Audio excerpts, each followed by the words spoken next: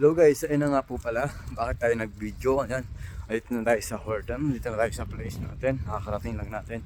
And then, bibidyohan natin bakit maraming tao doon. Diyan, kasi tradition dito sa Norway. Bawat bayan, dito sa Norway, pag yung December 1, magtatayo ng Christmas tree sa pinakasentro ng Quezon City. Magtatayo ng Christmas tree para sisindihan. Yan yung nila. Ay, masindihan ata. Teka lang.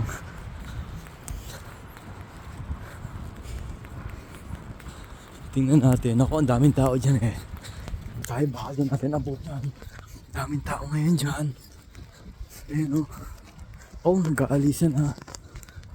Yan, daming Christmas tree. Yan, ganun dito. Bukas ng Christmas tree. Medyo malamig. Yan. Pakita ko lang sa inyo kung gaano kadami yung tao. Yan, dito rin dinadaos yung New Year nila. New Year dito sa Norway, guys. 5 minutes. Pakita ko lang sa inyo. Ito nyo. Ito yung bubuksan na Christmas tree, guys. Lapit na. Daming tao. Ayan o.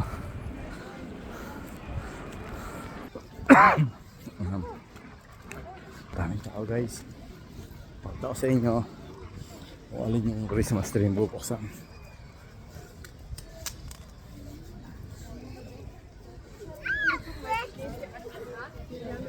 Dito tayo, pwesto naman. Yung mga tao. Ito yung Christmas tree yung bubuksan. Tradition yan dito sa Norway, guys, na every December 1, taon-taon, bawat bayan, halimbawa, di ba, bayan sa atin, halimbawa,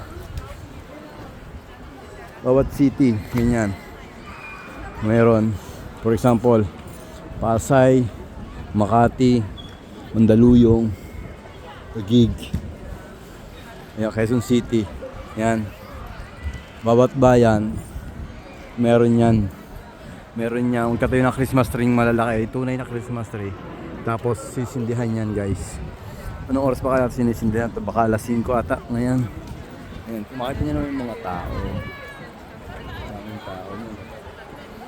Pag sinungko yan, ito yung mga tao. Dami. Yan yung inaabangan nila dito. Tradition yan dito sa Norway.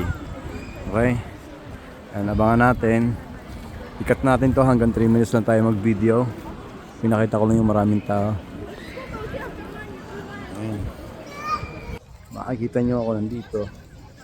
Ayan. Oh. Right. Hello. Shout out Norway. Ayan. Siyempre mag-isa lang. Kaya mo silang may kasama. Ayan. Hindi ko alam kung anong oras. Yan, malapit na buksan. Ayan. Ayan ha. Apoy-apoy sila. Mga ganyan. Ano sila mga sulo. Yeah. Kasi mga pang Santa Claus sila. Diba? Ayan.